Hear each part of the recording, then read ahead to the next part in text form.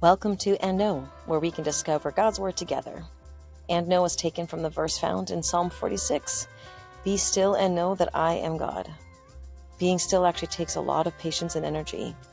Every day, we hustle from here to there. So let's challenge ourselves to take just a moment to be still and see where God might lead us today. Welcome to episode 24. Thank you for joining me today. This marks 6 months of And Know. You can follow me on YouTube and Spotify or head on over to my website, andknow.com, and check out any one of the 24 podcasts that are ready to go. Alrighty, back to this week's podcast. I did something really silly a few weeks ago. Strolling through Instagram, I thought I stumbled across the best sale ever from a store that was closing down. Now, I should state that I really like this store, and I am sad that it's going. So when I saw the ad, I was pumped for great deals and figured, this is my last chance to grab something. The logo was right, the link included the store name, and the sales were unbelievable. Well, in hindsight, they were probably too unbelievable, but that's neither here nor there today. I added things into my cart, ignored a few of the weird glitches that were going on as I tried to check out. I kind of chalked that up to the fact that probably lots of people were getting stuff and that their system just couldn't handle it and was having a hard time dealing with all of the traffic. If you're listening, you can insert a big eye roll here because I'm doing it on camera. I purchased my items feeling very proud of the money I saved. And then I got the purchase order email. It didn't look like anything I had ever received from them before. I dug a little deeper and found the site link on the email, and lo and behold, it went to a static page and absolutely not the one I thought I was on. I was so ticked off. I have warned people about these schemes. I absolutely thought I would never be the one had. But I was wrong.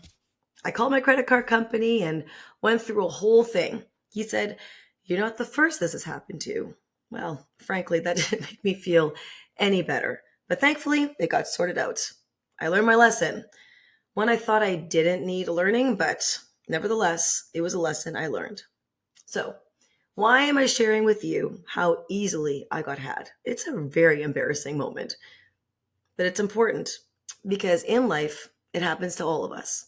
Maybe not with online shopping schemes, but with each of us, we all have the ability to be deceived. And it all boils down to choices. Every day, we make decisions that may go a good way or may take us down a wrong way. Sometimes these choices are seemingly small, but over time can add up to something far more serious.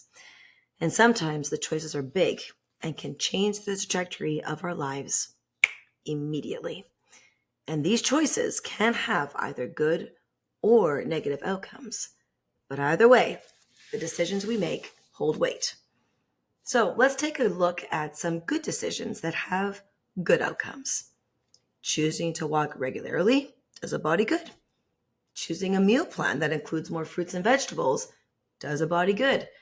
Making good use of your time, whether it's at work or school, is a great way to feel good at the end of the day.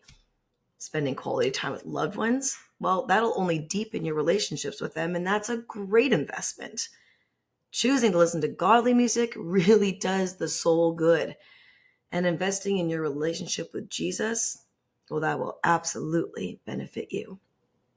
Negative outcomes? Well, too much of anything. Too much eating, drinking, social media, crap music or movies, even in small doses. Over time, they will affect you negatively. So how do you know when you're making good decisions or bad ones? In the Bible, there's a book called James. And in James 1, chapter 5, it says, "If any of you lacks wisdom, you should ask God, who gives generously to all without finding fault, and it will be given to you." Did you catch the last part of this verse? Who gives generously to all without finding fault. Do you ever get scared of asking a question? Maybe you're thinking everyone else might know the answer, but you're not sure? Well, with God, You never have to be scared to ask any questions. How else do we learn unless we ask? It's by asking that we're taking the time to learn. And nothing makes God happier than we are seeking Him first. And know this, at the end of the day, it comes down to choices. The thought of that might seem pretty exhausting. I mean, how do you know when something is too much or too little? Society changes its marker all the time. What was once good is now bad. And what was once bad is good. Silly but good examples of this. Well, the crib I slept in is no longer safe for today's newborns. And in my day, seatbelts were almost a car decoration than anything mandatory. Now, I can't even get out of my garage without a signal going off every 5 seconds. God doesn't want you to feel overwhelmed, though. He's got you. He's got all of you. And any questions you might have. Proverbs 3 verses 5 and 6 says, "Trust in the Lord with all your heart and lean not on your own understanding. In all your ways submit to Him, and He will make your paths straight." Stay encouraged, my friends. When we seek Him first, when we turn to Him for wisdom, guidance, and strength, He'll give us all we will ever need.